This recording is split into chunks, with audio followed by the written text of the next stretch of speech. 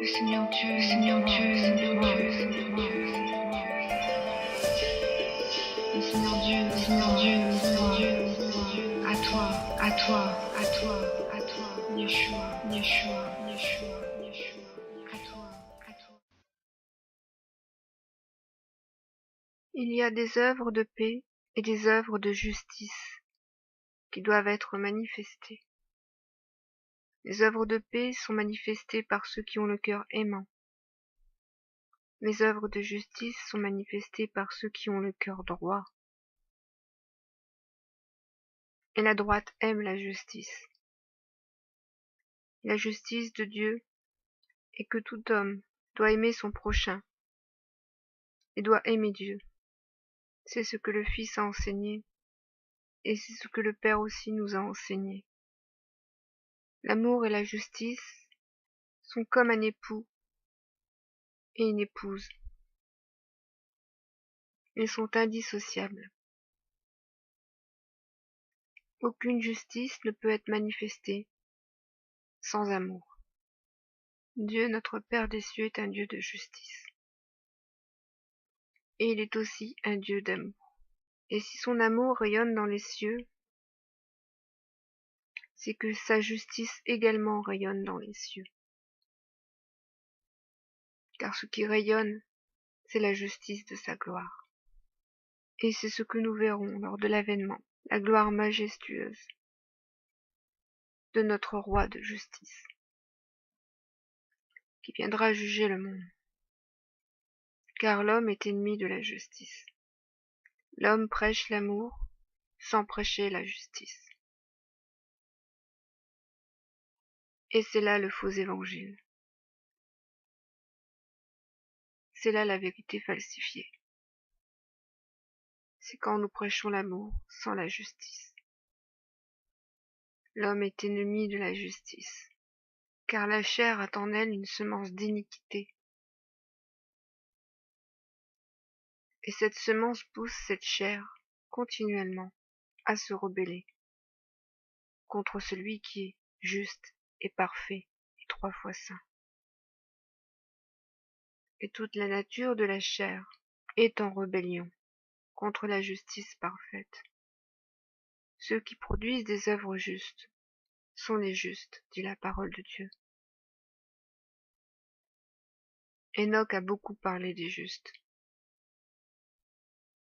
Ils sont les bien-aimés du Très-Haut. Sachez que si vous êtes nés de Dieu, vous êtes nés de tout ce qui constitue Dieu.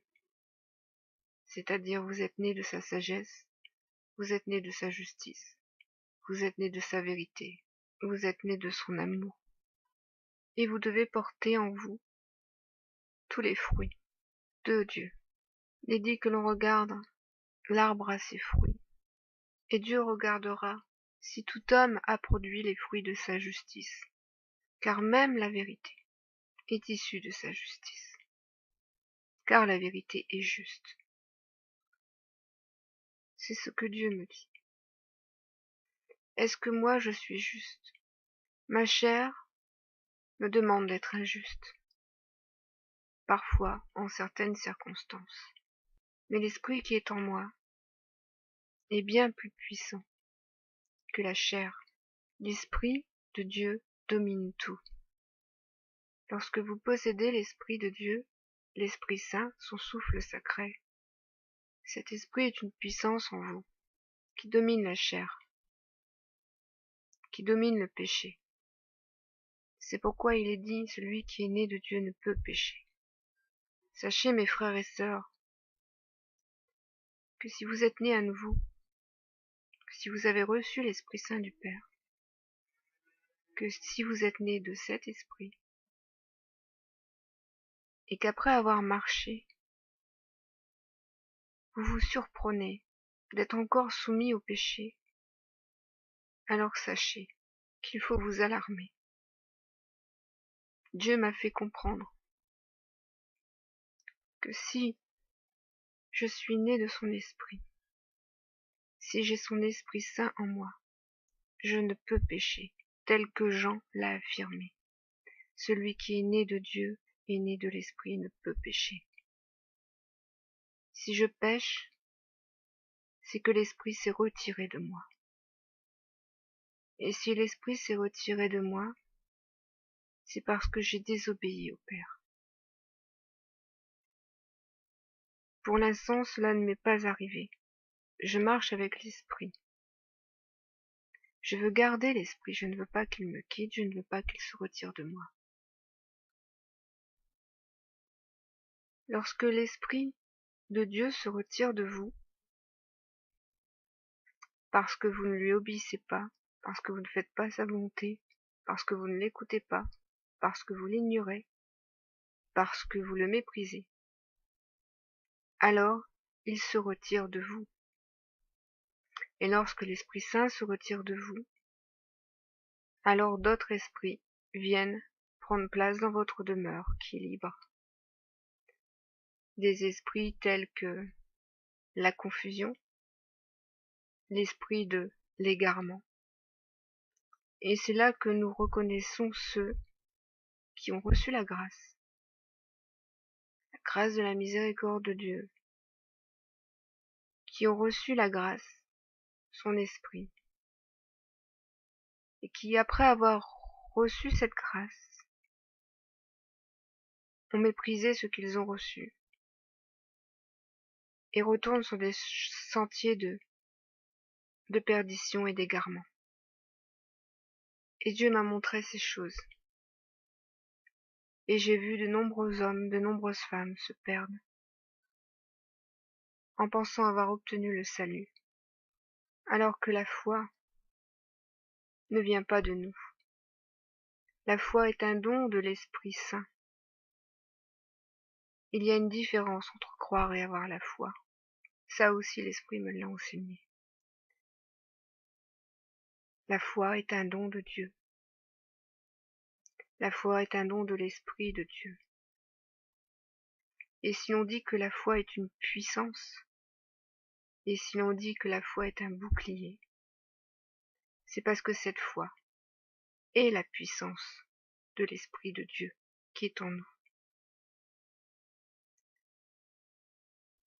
Comprenez, mes frères et sœurs, que croire et avoir la foi sont deux choses différentes. Croire vient de l'homme, la foi vient de Dieu et de son esprit. Lorsqu'il est dit gardons la foi, cela veut dire gardons l'esprit. Entendez bien cela. Garder la foi, c'est garder l'esprit. Je vous rappelle qu'il est dit que la foi peut déplacer des montagnes. Ceci montre que c'est une puissance qui vient de Dieu. Parce que seule la puissance de Dieu, la puissance de son esprit, peut faire de telles choses. Comprenez que garder la foi, c'est garder l'esprit de Dieu. Et l'esprit de Dieu nous enseigne la justice, la droiture, et comment nous devons mener une vie droite, comment nous devons accomplir des œuvres justes, parce que nous devons porter du fruit que Dieu demande que nous produisions, afin que nous ne soyons pas un arbre stérile. Alors songez, mes frères et sœurs, que si l'Esprit nous enseigne que Dieu est un Dieu d'amour et de justice, c'est que l'amour et la justice sont bien comme un époux et une épouse qui œuvrent conjointement, comme le Père et le Fils. Je peux vous dire que si un homme ne possède que l'un et ne possède pas l'autre, c'est que cet homme est boiteux, ou qu'il est borné. Lorsque nous naissons de nouveau, nous n'avons plus l'amour des choses terrestres, mais nous avons l'amour des choses célestes. Et nous aimons ce que le Père aime.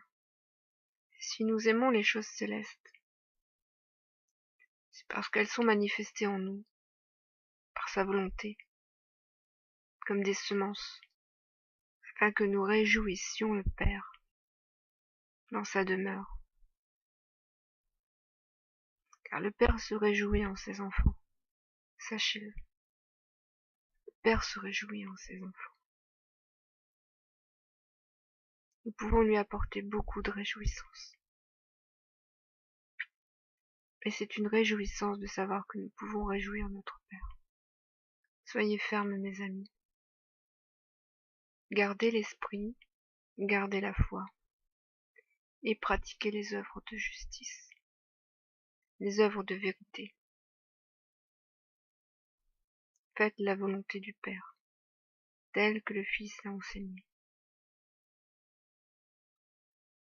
Et si vous voulez être juste, gardez ses commandements, comme le Fils l'a enseigné. Ceux qui auront part au royaume des cieux sont ceux qui auront fait la volonté du Père, ceux qui auront gardé les commandements du Père et l'enseignement du Fils, le véritable enseignement du Fils. Soyez tous bénis.